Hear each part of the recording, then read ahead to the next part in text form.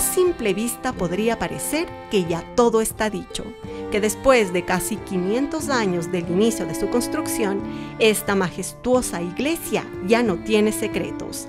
Pero basta con mirar un poco más de cerca sus muros, retablos, cúpulas, bóvedas, para descubrir que aún guarda sorpresas.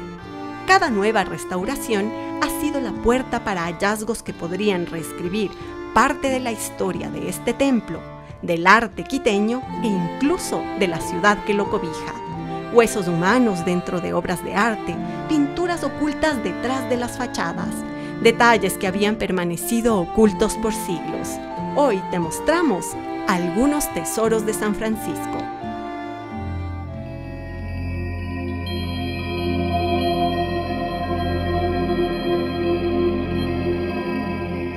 Dicen que en el corazón de Quito late una joya de piedra y fe. Allí donde el eco de los siglos se confunde con el canto de los frailes, se alza majestuoso el convento de San Francisco, el más grande conjunto arquitectónico de todos los centros históricos de América. No es casualidad que este lugar haya sido uno de los motivos por los que la UNESCO, en 1978, declaró a la capital el primer patrimonio cultural de la humanidad. Como profesionales, como arquitectos, lo vemos un poco complicado rehacer un trabajo como el que hicieron nuestros antepasados. En algunos casos los muros superan el 1,20 m, muros de ladrillo, sin refuerzos, solamente con mampostería, utilizando ladrillo y morteros de cal y canto, ¿no? La cal fue el pegante o el adhesivo que ahora utilizamos cemento a cambio de los materiales que utilizaron, pues ahora ya no los podemos conseguir con esa calidad. San Francisco no es solo una edificación, es un universo contenido en 3,5 hectáreas. Tiene iglesia, capillas, claustros, biblioteca, noviciado, huertos, una facultad de teología y filosofía e incluso 2 radios. Adentrarse en el convento es cruzar el umbral hacia un mundo antiguo. En su interior, los techos de inspiración mudéjar, con la delicadeza geométrica del arte musulmán, se mezclan con altares barrocos que desbordan en oro y formas. En ese estilo que los latinos llamaron horror vacui, el miedo al vacío llena cada rincón con belleza, devoción y detalle.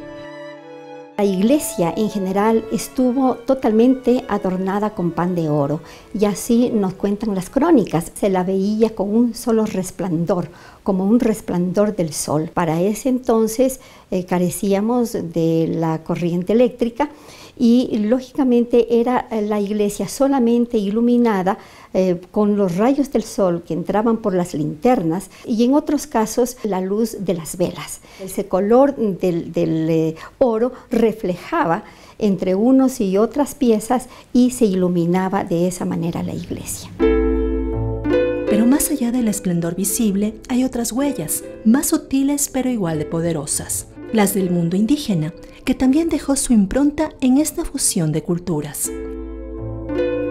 Si bien el mecenas entregaba al arquitecto los planos, las trazas, las estampas, para que reproduzcan ciertos elementos arquitectónicos y artísticos, el indígena se fue apropiando de estos elementos, y ahí está precisamente su creatividad. Llegó a dominar todos los sistemas constructivos europeos e incluso artísticos.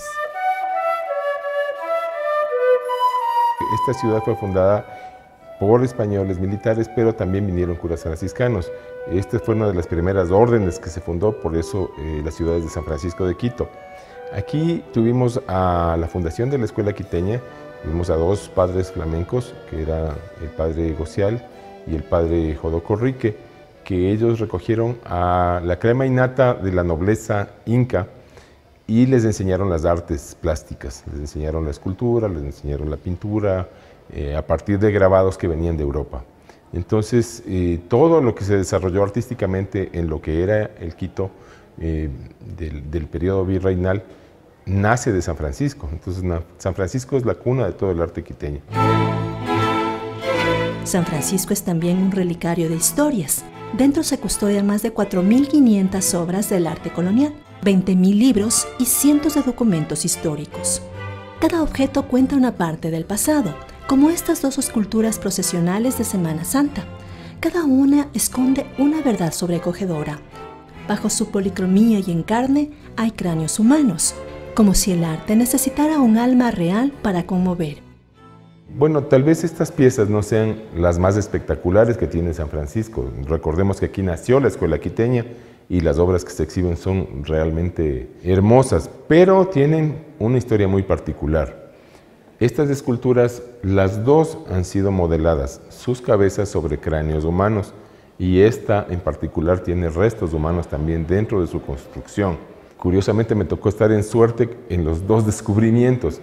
Cuando esta fue llevada al taller, al desprenderla, giramos la cabeza y encontramos que estaba un cráneo humano adentro. Entonces la técnica pegó un grito, casi suelta la cabeza, y en ese entonces había un antropólogo del Smithsonian Institute. Entonces el antropólogo, el doctor Douglas U. Blaker, hizo los análisis antropológicos de esta pieza y determinó que la pieza era construida sobre un cráneo humano de mujer y que ese cráneo correspondía a una mujer fallecida entre sus 27 y 30 años. Esto pasó en el año 1990. En el año 2010, el FONSAL, hoy Instituto de Patrimonio Metropolitano, esta estaba en duda sobre si darle de baja porque tenía un estado absolutamente ruinoso. O sea, tenía muchísimo ataque de polillas, había perdido los pies, los brazos estaban sueltos, no tenía algunos dedos, las manos las encontramos más tarde. Pero en algún momento al moverla dentro del taller, la escultura se inclinó. Personalmente pude apreciar que tenía un orificio en la parte superior de la cabeza y a través de eso se veía un hueso, y el hueso era el cráneo. Vino una antropóloga amiga y determinó que el cráneo de esta es el cráneo de un niño de entre 7 y 10 años. Cobró valor, digamos, la escultura y se decidió intervenirla. En esta pierna encontramos que adentro estaba vacía y adentro de este espacio vacío había una funda con restos humanos. Lamentablemente, como eran restos calcinados, eran cenizas, no se pudo determinar a través de la genética a qué correspondía, a quién correspondía, cuál era la tipología o la raza de la persona cuyos restos se guardaban ahí, pero obviamente debe haber sido importante para el momento histórico, para el convento o para el escultor, ¿no? Porque estamos hablando de imágenes que son sagradas. Entonces yo creo que era una manera de acercar a estos difuntos de aquella época a la divinidad. No creo que con la calidad de escultores que habían, como por ejemplo el mismo Padre Carlos, necesitaran anatómicamente de ese cráneo. No era una necesidad. Más bien creo que esta sería la razón. Pero claro, puedes elucubrar mucho hasta no hacer una investigación, porque, digamos, si incluyes un cráneo de mujer en una escultura, el resto desaparece para siempre. Y también podrías elucubrar mucho al respecto de eso. Pero dejemos ese campo a los historiadores. En el año 2016, durante los trabajos en los techos, los restauradores hallaron un secreto guardado durante casi un siglo. Dentro de la esfera que corona la cúpula mayor, un cilindro metálico ocultaba documentos fechados el 6 de diciembre de 1923. En ellos se narraba la difícil situación política y económica del país tras la Primera Guerra Mundial. Entre las firmas estaba la de Fray Agustín de Azcúnaga, compositor del himno a Quito. Y aún hay más. En rincones recónditos del convento, bajo estricta vigilancia y en lugares que no se revelan, descansan reliquias que muy pocos han visto. Un esbozo inédito de la Virgen de Legarda, el Cristo de San José de Olmos o Pampite con su corazón palpitando tallado en madera, y una custodia de oro y piedras preciosas, una de las pocas que hay en el país. Durante los últimos años, el Instituto Metropolitano de Patrimonio ha invertido más de $400,000 para restaurar este legado.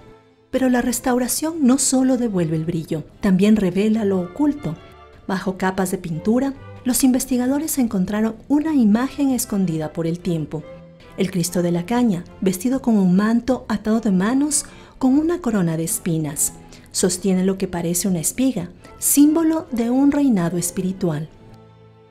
En los procesos históricos donde se convergen estilos también de arte, momentos donde varios sacerdotes venían con ideas que conformaban a periodos de construcción social, política y cultural, pues decidían redecorar también las iglesias. Y no estuvo presente tal vez la relevancia simbólica o artística, sino más una decisión que venía desde las autoridades religiosas, donde definían en este caso ver más austeridad en las iglesias y que no esté el oro resplandeciente.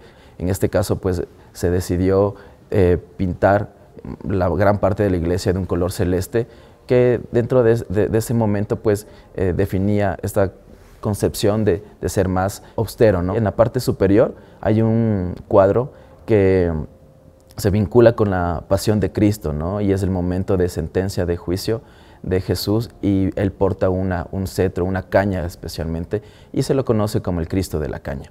Esta pintura estuvo cubierta de una pintura moderna de color celeste, y que afortunadamente estos procesos de intervención han permitido que hoy se encuentre a deleite de la ciudadanía o de los fieles que visitan la iglesia.